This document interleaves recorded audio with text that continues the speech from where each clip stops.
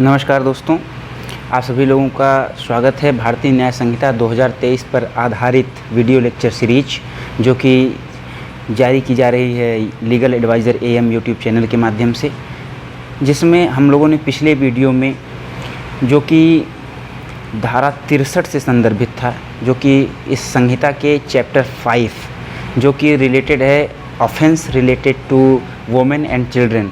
उसका first section था 63, जिसपे हम लोगों ने रेप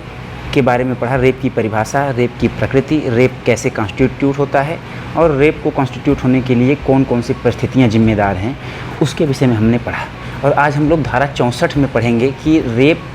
करने वाले अपराधी को क्या क्या दंड मिलता है और किस किस अपराधी को कौन कौन सा दंड मिलता है, ये हम आज धारा 64 में पढ़ेंगे।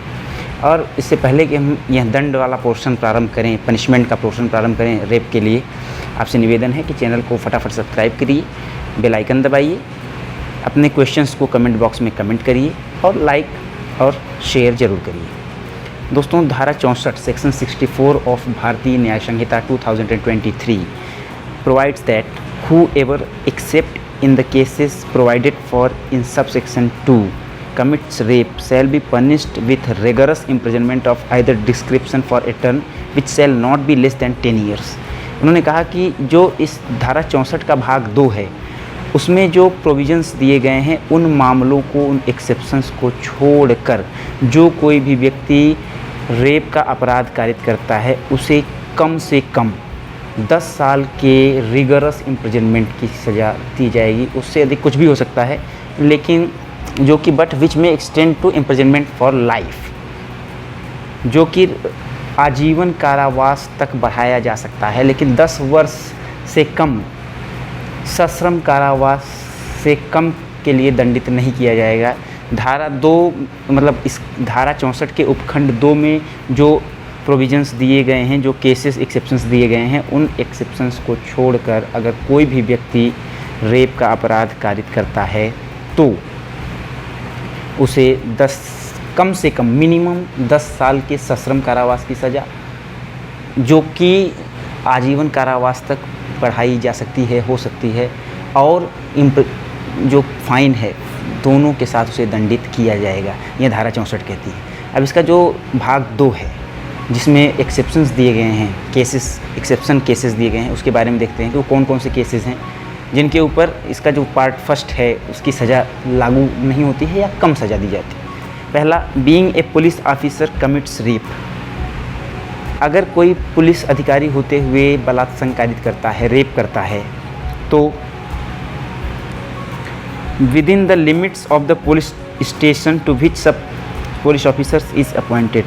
उस पुलिस स्टेशन के लिमिट में, उस जुरिस्डिक्शन में, उस न्याय क्षेत्र में, उसके अधिकार क्षेत्र में, जिस पुलिस स्टेशन में वह पदस्थ है, उस पुलिस स्टेशन के अधिकार क्षेत्र के अंतर्गत अगर वह कहीं भी किसी महिला के साथ बलात्कार कारित करता है, अथवा in the premises of any station house, अथवा वह किसी पुलिस स्टेशन के मतलब पुलिस स्टेशन के अंदर, उस भवन के अंदर कोई किसी महिला के साथ रेप कारित करता है, अथवा on a woman in such police officer's custody or in the custody of a police officer subordinate to such police officer, अथवा अपनी कस्टडी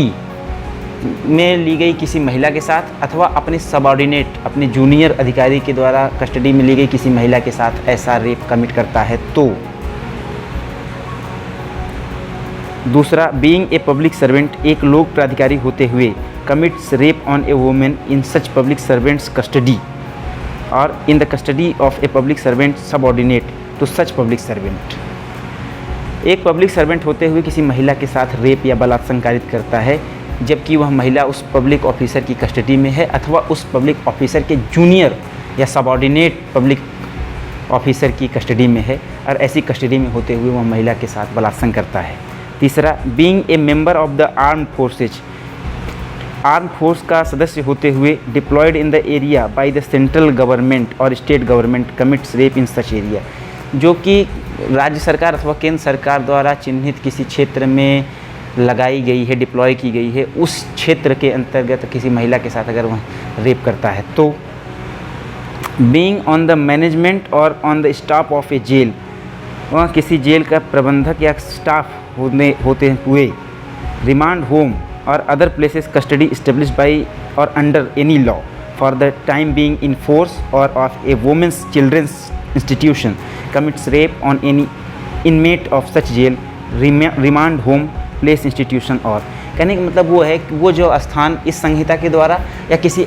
अन्य संहिताओं के द्वारा जो समय समय पर बनाई जाती हैं, जो कि महिलाओं की कस्टडी या उनको रखने के लिए, उनके सुधार के लिए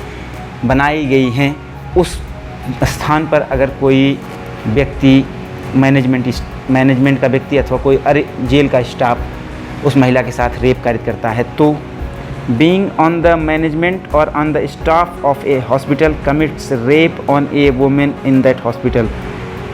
किसी अस्पताल का मैनेजमेंट का सदस्य हो, उसके प्रबंधन का सदस्य हो या उस अस्पताल का कोई सदस्य हो, डॉक्टर हो, कंपाउंडर हो, कुछ और हो, वह उस अस्पताल में भर्ती किसी महिला के साथ अगर रेप करता है। बीइंग ए रिलेटिव, गार्जियन और टीचर, अगर वह किसी महिला का रिलेटिव है, रिश्तेदार है, उसका गार्जियन है या उसका टीचर है, of a person in A position of trust, जहाँ की वह इस स्थिति में है कि उसके ऊपर वह महिला विश्वास कर सकती है, तो ऐसी विश्वास की आड़ में अगर वह व्यक्ति रेप करता है। कमिट्स रेप ड्यूरिंग कम्युनल और सेक्टेरियन वायलेंस, किसी जातीय या सांप्रदायिक दंगे में अगर कोई व्यक्ति किसी के साथ रेप करता है। Commits rape on a women knowing her to be pregnant, अगर किसी महिला को प्रेग्नेंट जानते हुए कोई व्यक्ति उसके साथ रेप करता है। Commits rape on a women incapable of giving consent, किसी ऐसी महिला के साथ रेप करता है जो कि सहमति देने के लिए इनकेपेबल है, असमर्थ है। Being in A position of control और डोमिनेंस ओवर ए वुमेन, अगर वो कोई व्यक्ति किसी महिला के ऊपर डोमिनेंस से प्रभावी है, उसके ऊपर कंट्रोल रख रहा है और ऐसे कंट्रोल में वह उस पर रेप करता है। Commits rape on a women suffering from mental illness और फिजिकल डिसेबिलिटी, किसी ऐसी महिला के साथ जो कि मानसिक रूप से विक्षिप्त है या शारीरिक रूप से अक्षम है, दिव्यांग है, उसके साथ रेप कारित करता है। While committing rape causes grievous bodily harm और maims और disfigure और endangers the life of a woman, अथवा वह रेप कारित करते समय किसी महिला के प्राण को संकट में डालता है अथवा उसके शरीर में किसी प्रकार की उपहति या घोर उपहति कारित करता है। Commits rape repeatedly on the same women, एक महिला के साथ, उसी महिला के साथ बार बार रेप करता है। Shall be punished with rigorous imprisonment for a term which shall not be less than 10 years, तो ऐसी स्थिति में उसे कम से कम 10 वर्ष के सश्रम कारावास, जो कि इम्प्रिजनमेंट ऑफ फॉर लाइफ, जो कि आजीवन कारावास तक जिसका विस्तार हो सकता है। Which shall mean imprisonment for the remainder of that person's natural life. यहाँ पर इसमें जैसे कि हमने आपको पनिशमेंट वाले सेक्शन में बताया था, वहाँ पर हमने बताया था कि यहाँ पर केवल इम्प्रिजनमेंट फॉर लाइफ शब्द का यूज़ किया जा रहा है, वहाँ पर केवल 20 वर्ष की सज़ा मानी जाती है। लेकिन जहाँ पर यह शब्द इस्तेमाल हो जाए, which shall means imprisonment for the remainder of that person's natural life, यह स्पष्ट करता है कि उस व्यक्ति के शेष जो बचा हुआ जीवन है, उस पूरे जीवन अवधि को वह जेल में बिताएगा। ऐसी इम्प्रिजनमेंट फॉर लाइफ, आजीवन कारावास से उसे दंडित किया जाएगा, साथ ही साथ उसके ऊपर जुर्माना भी लगाया जाएगा। तो यह इसमें विस्तार है। जैसा कि आपने देखा था कि ये जो क्लॉज 2 में जो एक्सेप्शनल केसेस हैं, इनको छोड़ करके जो कोई भी रेप करता है वह अधिकतम लाइफ इम्प्रिजनमेंट तक ही दंडित किया जाएगा, जो कि 20 साल तक कंसीडर किया जाता है इस संहिता के अंतर्गत। लेकिन ये जो सेकंड क्लॉज में जो एक्सेप्शनल केसेस हैं, मतलब जो लोग पूरी जानकारी रखते हुए रेप करते हैं, अथॉरिटी रखते हुए रेप करते हैं, या ऐसे लोग जिनके ऊपर ऐसी महिला के स्वास्थ्य की सुरक्षा या उसकी संपूर्ण सुरक्षा की जिम्मेदारी है, ऐसे व्यक्ति द्वारा ऐसा कोई रेप कमिट किया जाता है, तो ऐसी स्थिति में उसको ऐसे इम्प्रिजनमेंट फॉर लाइफ से भी दंडित किया जा सकता है, जो कि उसके शेष बचे हुए प्राकृतिक जीवन को जेल में बिताने तक बढ़ाया जा सकता है। इसका एक्सप्लेनेशन है for the purpose of this subsection. इसमें वो बताया गया है कि आर्म फोर्सेस का क्या मतलब है, हॉस्पिटल का क्या मतलब है, पुलिस ऑफिसर्स कौन हो सकते हैं, वुमेंस चिल्ड्रंस इंस्टीट्यूशन क्या होते हैं, ये सारी चीज़ों का इसमें बताया गया है। इसको आप लोग यहाँ पर पढ़ेंगे। इसके बाद सेक्शन 65 है और हमें पूरा जानकारी है कि आर्म फोर्सेस का मतलब आप सभी लोग जानते हैं, वो फोर्सेस जो आर्म्स युक्त होते हैं और देश की सुरक्षा के लिए स्टेट गवर्नमेंट अथवा सेंट्रल गवर्नमेंट द्वारा बनाए जाते हैं और एक स्थान से दूसरे स्थान पर देश की एकता और अखंडता को बनाए रखने के लिए, देश की संप्रभुता को अक्षुण्ण रखने के लिए एक स्थान से दूसरे स्थान पर भेजे जाते हैं या देश की सीमाओं पर तैनात रहते हैं। वो आर्म्ड फोर्सेस हैं। हॉस्पिटल का मतलब वो एक संस्थान जो लोगों के रोगों से निदान के लिए एक संस्था बनाई गई है, जहाँ पर लोग अपने रोगों से निदान के लिए जाते हैं इस विश्वास के साथ कि वहाँ उनके रोग का निदान होगा, उनके कष्ट का निदान होगा। पुलिस ऑफिसर का मतलब वही है जो ऐसा कोई ऑफिसर जो भारतीय पुलिस अधिनियम 1861 के अंतर्गत अपॉइंट किया गया हो। वुमेंस और चिल्ड्रंस इंस्टीट्यूशंस, वो जो वुमेंस और चिल्ड्रंस के भविष्य को, उज्जवल भविष्य को ध्यान में रखते हुए उनके सुधार के लिए, उनके उज्जवल भविष्य के लिए जो इंस्टीट्यूशंस का निर्माण किया जाता है, ऐसे इंस्टीट्यूशंस जो बाल सुधार गृह, महिला सुधार गृह, तमाम ऐसे होते हैं, वो इस श्रेणी में आते हैं जो इसमें एक्सप्लेनेशन में बताया गया है। तो कहने का मतलब ये है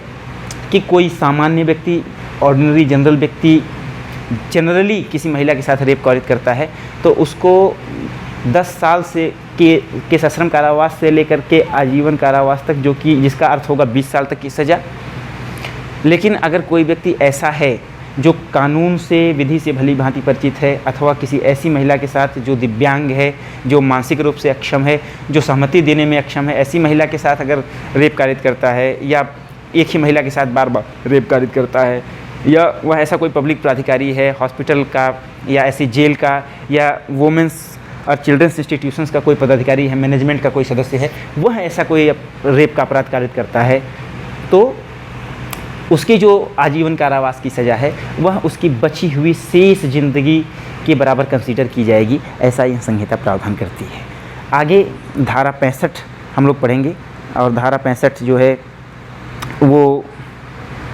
रेप से ही संबंधित है और कुछ रेप के संदर्भ में अन्य प्रावधान करती है, उसको हम लोग अगले वीडियो में देखेंगे। तब तक के लिए हमें विदा कीजिए, नमस्कार। और अगर आपका अभी कोई कन्फ्यूजन रह गया हो, कोई क्वेश्चन रह गया हो तो कमेंट्स में क्वेश्चन अवश्य दीजिए। लाइक शेयर सब्सक्राइब जरूर कीजिए। धन्यवाद।